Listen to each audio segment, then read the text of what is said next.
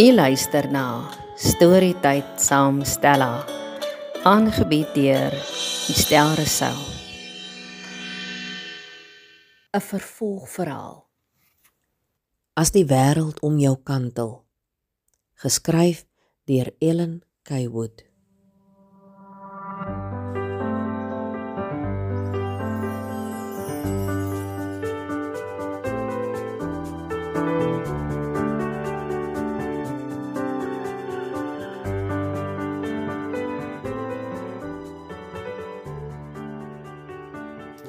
Kom, maak gou, julle is laat, bulder meneer Kobus Lou se bevoeterde stem vir die klusteratlete wat nog aangedrentel kom bus toe. Daar is vandag geen skool in die hele distrik nie, want dit is die klusterbyeenkoms vir atlete wat wil kwalifiseer vir verdere provinsiale uitdinne. Net 12 onderwysers het die kort loodjie getrek om te gaan diens doen as beamptes. Hulle ry saam met meneer Tron, meneer Venter en mevrou Steenkamp, wat die spanbestuurders is, in die kleiner bussie. Die atlete is nie vandag verplig om deel te neem nie. Net die beste 2 in elke item is geïdentifiseer, maar hulle is nie verplig om te gaan deelneem nie.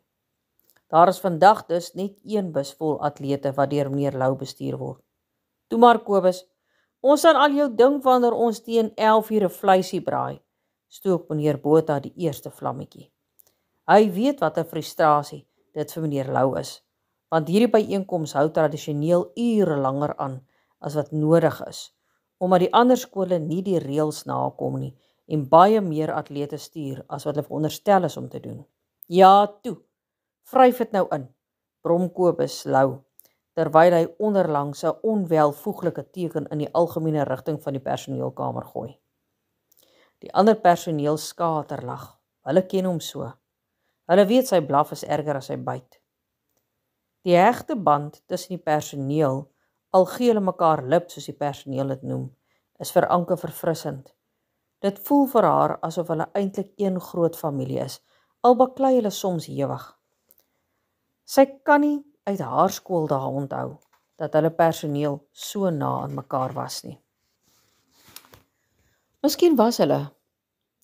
Toe maar Kobus, die byeenkoms behoort net 2 ure laat klaar te maak.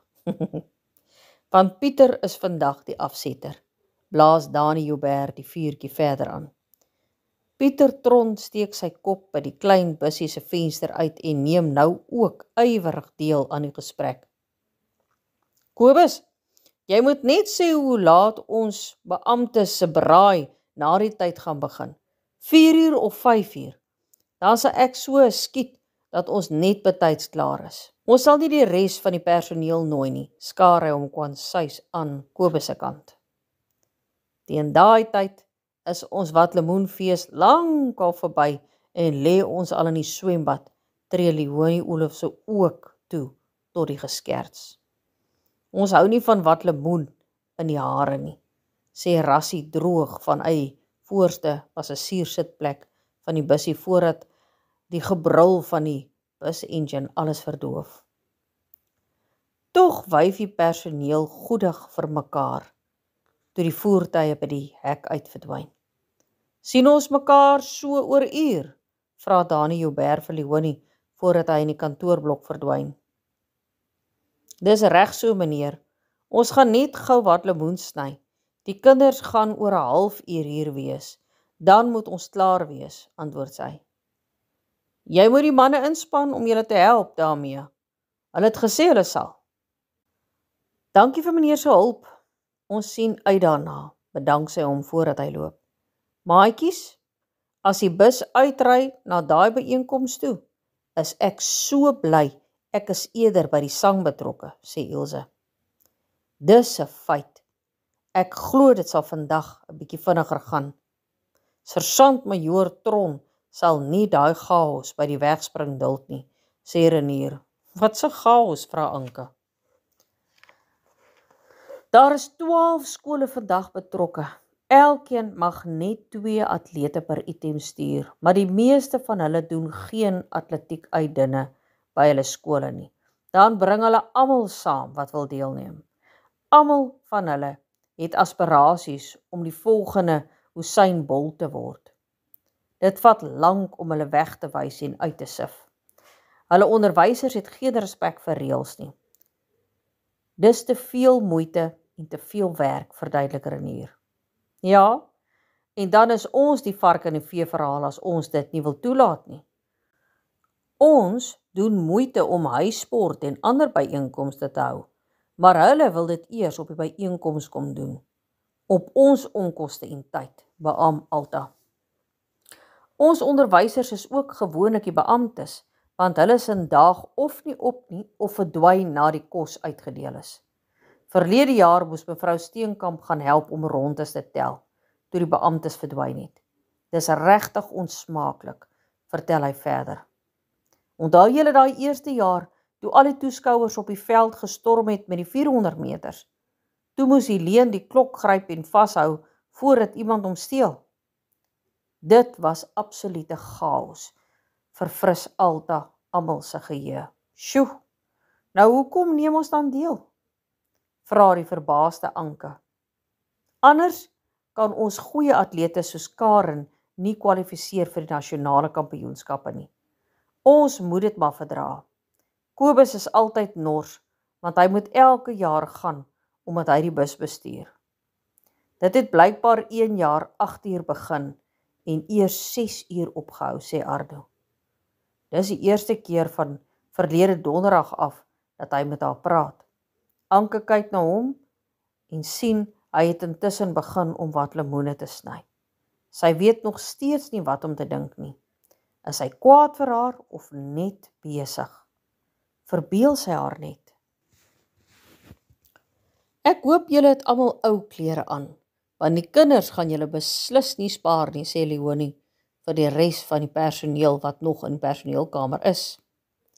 Hulle gaan vandag 'n bietjie gees bou onder die sangers en het wat lemoenfees gereël vir wanneer hulle klaar geoefen het. Die personeel wat by die skool is, gaan by hulle aansluit. Ons het almal klere gebring om te stort sodra ons klaar is. Dan skuif ons sommer oor na die braaivleisvure toe, sê Alta Becker. Dan kan ons ook beplan wat ons tydens donderdag se geesvang gaan doen, sê 'n entoesiastiese Leonie. Sy is altyd 'n bok vir sports. Ek weet Dani het al 'n hele gedoente beplan. Hy sal ons net nou vertel, lag sê Renier. Hy weet Dani kon in 'n ander lewe dalk 'n akteur gewees het. Gaan Esmy Vrydag deelneem, vra Alta. Ja, sy het my gisteraand laat weet. Hulle het haar sussie gekry. Sy sal vandag hier wees. Ek is baie verlig. Anders moes ek die hele inkoms verander, sê 'n verligte Anke. Die letsels van gister se emosionele storm is nog duidelik om Esmy se dik geswelde oë toe die oefening begin. Almal is gelukkig ordentlik genoeg om nie iets te vra nie, dink Anke. Sy glo die oefening sal goed wees vir die kind. Na 3 kwartier se lustelose oefening verander die atmosfeer op die paviljoen soos handomkeer. Toe DJ Ossewa se briljantjie begin speel en meneer Joubert oor die veld aankom, besig met iets tussen die leeuloop en die reendans. Esmy se aansteeklike skaterlag weer galm oor die veld. Honderde blink oë lag saam. Dis nie aldag dat onderwysers naam weggooi nie. Anke vergaap haar aan meneer Joubert se manewales. Toe hy aankondig dat hulle 'n kompetisie gaan hou tussen die sangers en die onderwysers om te sien wie die danspassies eerste gaan aanleer, breek daar 'n daverende applous los. Jy lyk deur my brilletjie. So stop nou al jou twak. Ek gaan jou iets leer. Ossewa styl. Kom aan, ons doen nie wil. Sy kan nie glo dat die statige adjunkhoof die sanger so uit sy hand uit kan laat eet nie. Die res van die personeel kom ook aangestap en kom staan in 'n ry langs die dirigente. Die dirigente wys die bewegings 1 keer en toe begin die kompetisie. Die personeel se pogings misluk jammerlik.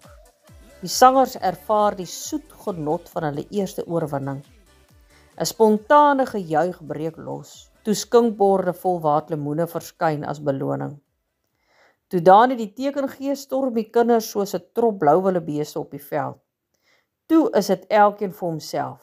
Die oormag is te groot. Voordat Anke tot verhaal kan kom, het 6 kinders haar vasgepen en smeer haar hare, klere en arms dat die sop so spat. Die kinders gil van plesier. Arno probeer om tot haar redding te kom, maar van die groter seuns oorweldig hom en dieselfde lot tref hom ook. So ook die res van die personeel wat dapper genoeg was om te bly. Dis 'n vrolike sanggroep wat uiteindelik 'n halfuur later huis toe gaan en 'n slagveld van stukkende watlemoen en taai onderwysers agterlos. Die terreinbestuurder reël dat hulle sal opruim na die personeel ook watlemoen gekry het wat hy skelm in die verversingslokaal weggesteek het. 'n Tevrede groep onderwysers sit later heerlik en braai onder die skool se lapa. Almal is dit eens dat hulle meer dikwels so 'n geesbouaksie moet hou. Almal is sommer heerlik ontspanne. Die werk is vir 'n oomblik vergete. Ek is baie bekommerd oor Willem.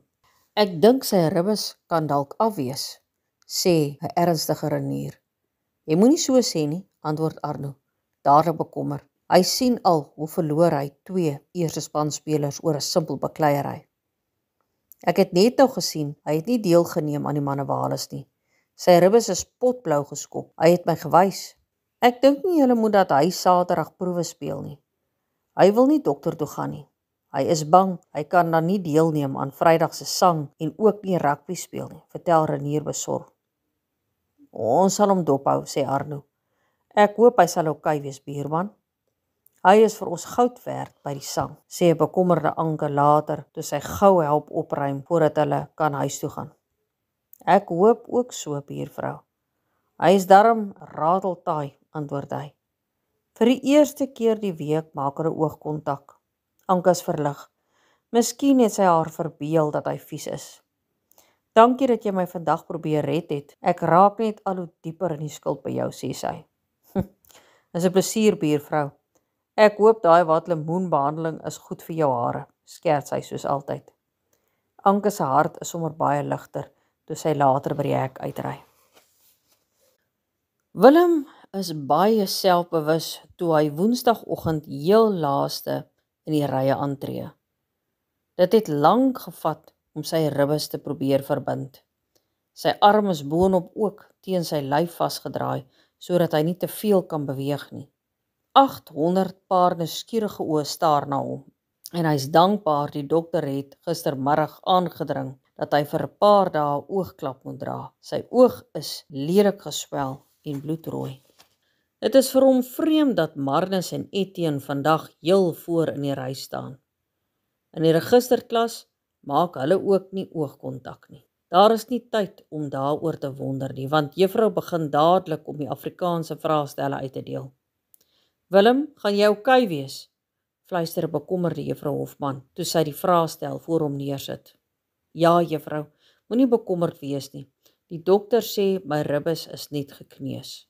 Die tussenribspiere is dalk beseer. Ek sal Vrydag reg wees, fluister hy terug voordat hy verdiep raak in die toets. Helene en Rassie sit in die toetsperiode in die personeelkamer en sit hakspeltjies aan die kaartjies wat hulle vir elke atleet gemaak het. Aan die een kant is hulle name en items sodat sekuriteit hulle op die veld sal toelaat. Op die agterkant is Filippense 4:13 se woorde. Jy is tot alles in staat deur hom wat jou krag gee. Deur jare het hulle gesien die atlete waardeer hierdie gebaar. Dit laat hulle spesiaal voel. Hulle twee is net besig om elke ouderdomgroep se kaartjies te sorteer en dit in plastiek sakkies te sit om 'n donderdag vir die atlete uit te deel toe Rassie opkyk. Hier kom moeilikheid met 'n hoofletter M, sê hy en beduie na die man wat aangestoom kom asof die duiwel hom jaag. Gerrit Venter se pa verdwyn by die kantoorblok in en oomblikke later ontgeld die sekretaresse dit. Sê vir jou flippen hoof, ek wil haar nou sien. Ek het nou genoeg hiervan gehad dat hierdie skool my seun victimiseer, bulder sy diep stem tot amper in die saal. Oomblikke later hoor hulle Dani Joubert se kalm stem wat vra dat die woedende man saam met hom moet deurstap na sy kantoor toe. Die toedeur dem die gebulder effens. Nou verstaan 'n mens die seun se optrede as jy die pa sin kyk, sê Rassie op sy droë, rustige manier. Aartjie na sy vaartjie, beamoen Leen sarkasties.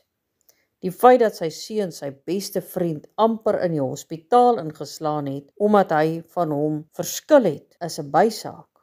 Die feit dat sy seun vir 'n week geskort is 'n groot sonde, som Rassie uit jare se ondervinding die situasie regop. Ek verstaan net eenvoudig nie vandag se ouers nie. Wat leer hy sy seun? Vra Helene ontstel. 2 jaar gelede met die ding van Wian en Tanya het hy sy kind ook nie gestraf nie. Nee, toe koop hy vir hom 'n kar waarmee hy vir 2 jaar sonder lisensie rondgery het. Verduidelik Rassie. Ja, en toe was die skool ook die vark in die verhaal, omdat ons nie wou toelaat dat hy sonder lisensie op skoolterrein parkeer nie, grin Helene. Hoeveel keer het ek dit nie al die laaste klompie jare gesien? Dis omdat ouers vandag hulle kinders se vriende wil wees in plaas daarvan om hulle ouers te wees. Hulle wil nie hulle kinders teëgaan nie, want net nou is hulle ongewild. Daardie seun gaan vir die res van sy lewe voel almal is teen hom, want hy leer nie om verantwoordelikheid vir sy eie besluite te neem nie. Dis altyd iemand anders se skuld. Die siekte van die moderne samelewing, sê Rassie. Hoeveel keer het hulle nie ouers later sien huil oor juis hierdie ding nie, wonder Helene, toe sy en Rassie die kaartjies klaar verpak en geberg het. Rassie, ek kry die hoof baie jammer. Sy het die hele maandag gesukkel met Nonkie en die tweeling se gedoente. Gister was sy heeldag by 'n sinnelose vergadering en vandag begin haar dag met daardie ongeskikte man. Sy het net heeldag probleme en kry nie haar werk gedoen nie, sê 'n bekommerde Helene. Ek wil nie vandag in 'n hoof se stoel sit nie. Hulle het almal se slaansak geword. Ongemanierde kinders, ongelukkige ouers, gefrustreerde onderwysers en onervare departementele amptenare wat die wiel wil herontwerp. En hulle moet die motor op die pad hou, sê Rassie, toe hulle 2 klasse kant toe begin stap. Helene stap in stilte verder, toe hulle paaie skei. Sy was al maandag van plan om die hoof in te lig. Sy beplan om teen die einde van die jaar te bedank, maar sy sien net eenvoudig nie kans om die arme vrou nog met so iets ook te belas nie. Sy weet, jy krap nie ervare Afrikaanse onderwysers agter elke bos uit nie. Elmarie het net te veel ander bekommernisse. Sy sal haar tyd fyn moet kies, dink Helene, toe sy haar klas se deur oopsluit. Toe eerste pouse aanbreek, kan Willem sy 2 vriende nêrens by hulle ou uithangplekke kry nie. Vir die eerste keer die jaar drentel hy na die matriek vierkant toe. Hy stap elke dag daar verby, maar het nog nooit opgelet hoe mooi dit is nie, dink hy verras. Hy sien die graad 12's oral onder die koeltebome sit, maar hy is nie bevriend met een van die kinders nie. Hy gaan sit sommer eenkant op die stoep met sy voete in die watervoortjie. Sy ribbes brand soos vuur en sy oog klop. Hy wonder wat is Marnus en Etienne se storie. As jy so eenkant sit en wonde lek, klink Esmay se spottende stem skielik agter hom. Hy vererg hom onmiddellik. Sy kom sit langs hom, maak haar kosblik oop en bied een van haar toebroodjies aan. Hy skud sy kop nors. Die laaste ding wat hy nou wil doen, is om met haar te gesels. Dit lyk of jy baie seer het, sê sy tussen die happe deur. Kon erger gewees het, brom hy net onlangs. Kan sy nie sien hy wil alleen wees nie. Willem, ek is jammer, verander sy die gesprek skielik. Dis nie jou skuld nie, begin hy verduidelik. Ek praat nie van die bekleierery nie. Ek is daaroor ook jammer en dankbaar, huiwer sy effens. Haar oë lyk eerder smeekend as spottend, dink hy verras. Ek is jammer oor wat ek gesê het toe jy wou help, fluister sy sag. Verloders soos ek en jy. Die woorde is uitgekerf in sy siel, besef hy. Hoekom dink jy, ons twee is verloders, vra hy reguit. Ag, ek weet nie. Soms voel dit net vir my, dit maak nie saak hoe hard ek probeer nie, niks wat ek doen, is ooit reg nie. Vergeet dit asseblief. Ek was ontsteld en moedeloos oor my sussie. Jy was nie die verkeerde tyd op die verkeerde plek, smeek sy. Hoe gaan dit met jou sussie, vra Willem skielik. Hy het skoon vergeet om te vra. Sy is terug by die huis, maar sy en my pa gaan vanmiddag alleen na my ouma hulle toe ry. Hulle het 'n bietjie tyd nodig om aan hulle verhouding te werk. Sy sê hulle praat nooit, want ek doen altyd die praatwerk namens ons twee. Sy en hy moet alleen tyd hê, praat sy openhartig. En jy? Waar gaan jy bly? Ek gaan by juffrou Olof se bly tot Sondag toe.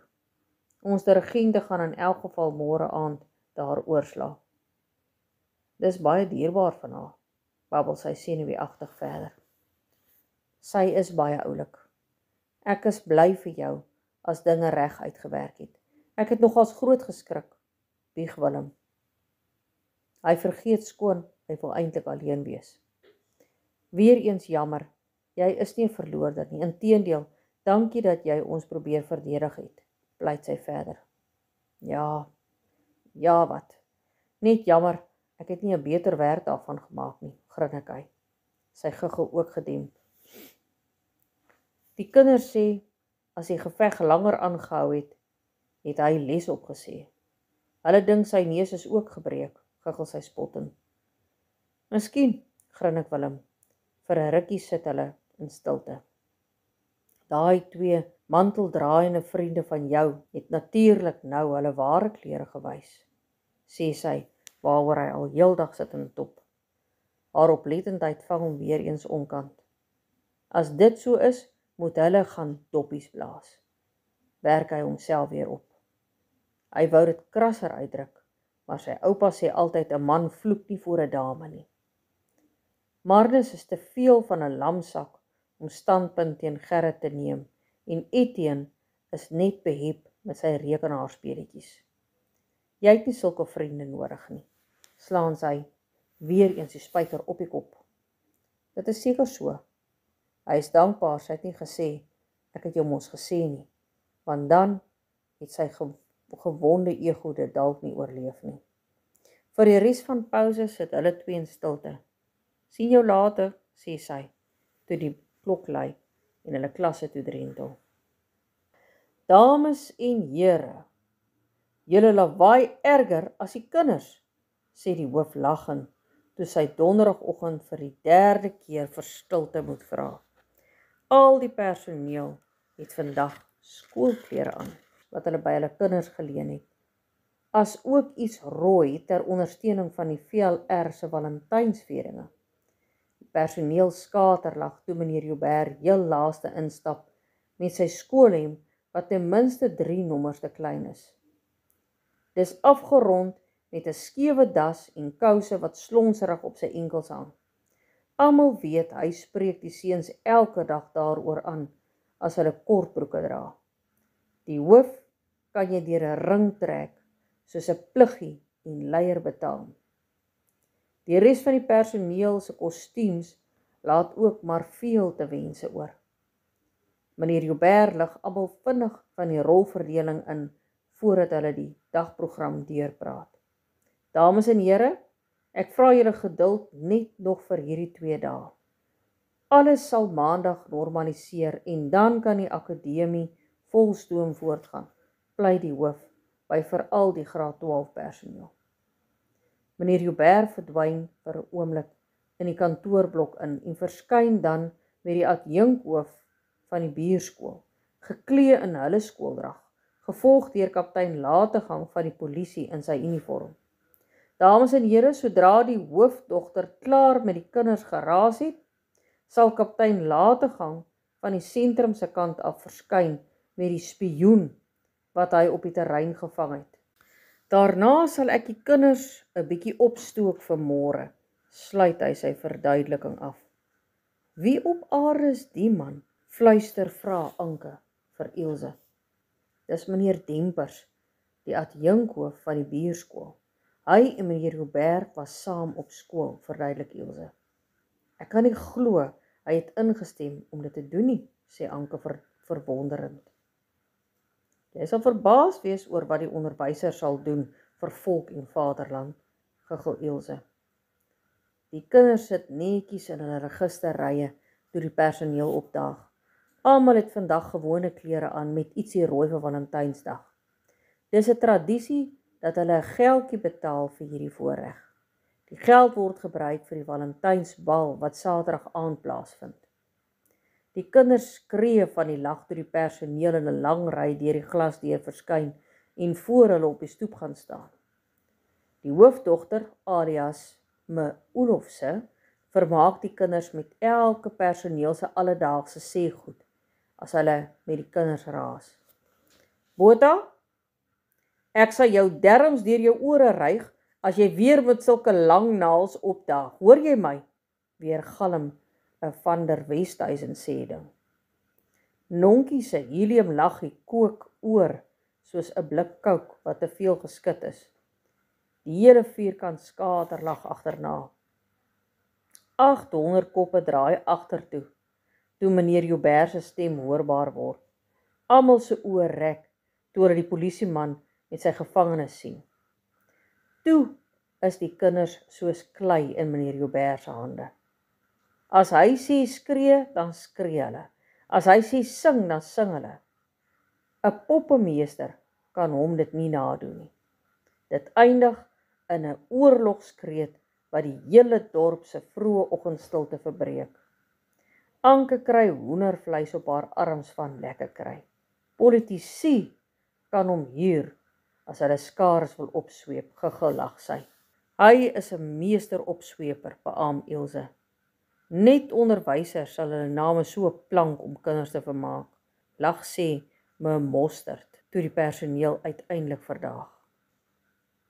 Nadat die ergste lawaai uiteindelik bedaar het, verdaag die atlete sportsaal toe en die sangers hoofsaal om finale reëlings vir die groot dag te tref. Helene en Rassie staan reeds by die deur toe die atlete begin instap en verdeel gou-gou in verskillende ouderdomsgroepe. Oomblikke later is die atlete vasgenaal voor die emosionele video van 'n Olimpiese atleet wat met 'n besering 'n resies klaarmaak onder die aanmoediging van duisende toeskouers. Minute gelede was hy Dani die nar. Nou is hy Dani die motiveringsspreker, dink Helene, terwyl sy toekyk hoe meneer Joubert die atlete aanmoedig en inspireer. Hy kan haar dikwels so kwaad maak, maar sy besef hoe belangrik die kinders vir hom is. Hy het glad nie nodig gehad om dit te doen nie. Trouwens, hy is nie eens lief vir atletiek nie. Sy moet dit onthou as sy weer vir hom vies is oor die wintersport, dink Helene aangedaan. Die atlete luister na Rassie se tradisionele verduideliking van die byeenkomsreëls. Hoekom hulle nie met hulle opponente moet gesels nie en waar hulle moet sit as hulle nie deelneem nie. Daarna versprei Helene die kaartjies vinnig tussen die atlete.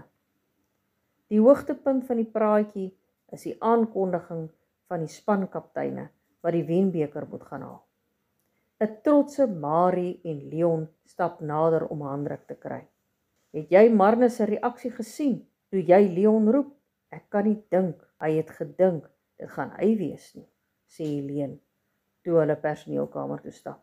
Ek het, sy pa sal seker ook maandag die hoof kom sien, lag Rassie sinies. Nee wat, hy sal nie, atletiek is nie vir hom belangrik genoeg nie, verseker Helene hom. By die aanbreek van pouse druk Willem tussen die malende massa kinders deur tot waar hy 'n goeie uitsig oor die uitdeel van die geheime geskenkies vir Valentynsdag het. Hy wil Anneke se gesig sien wanneer sy haar beertjie ontvang.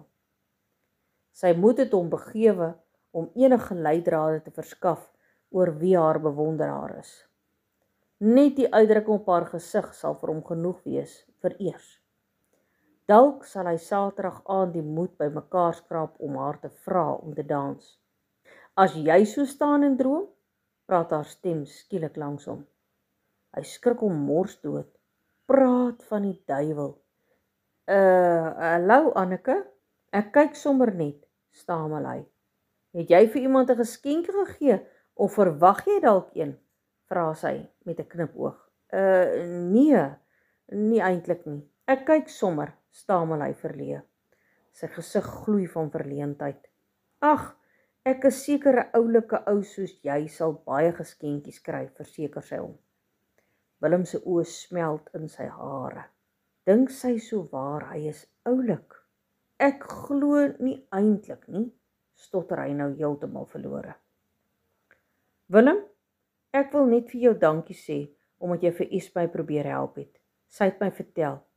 Ek dink dit was 'n baie mooi gebaar. Ek hoop jou oog en ribbe sal gou beter word. Sal jy môreoggend kan dirigeer tot ons inkom? Vra sy besorgd. Ja wat, ek voel al baie beter. Ek sien baie uit na môre, is al wat hy kan uitkry. Hy kan nie glo sy staan met hom en gesels nie. Ek's bly, sien jou later in die klas. Ek moet nou eers gaan help in die personeelkamer, groet sy en stap weg. Willem is in die 7de hemel, sy hou van hom. Dit maak die hele mislike week die moeite werd.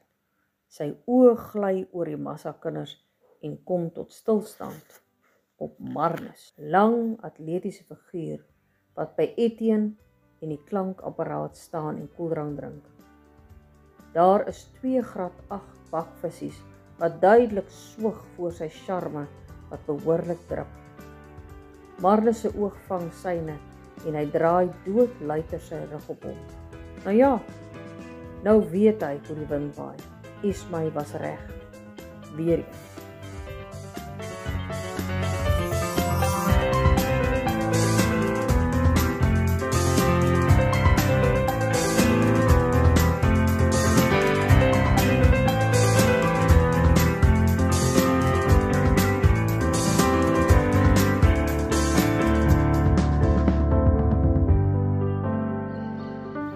Skakel gerus môre weer in vir nog 'n episode.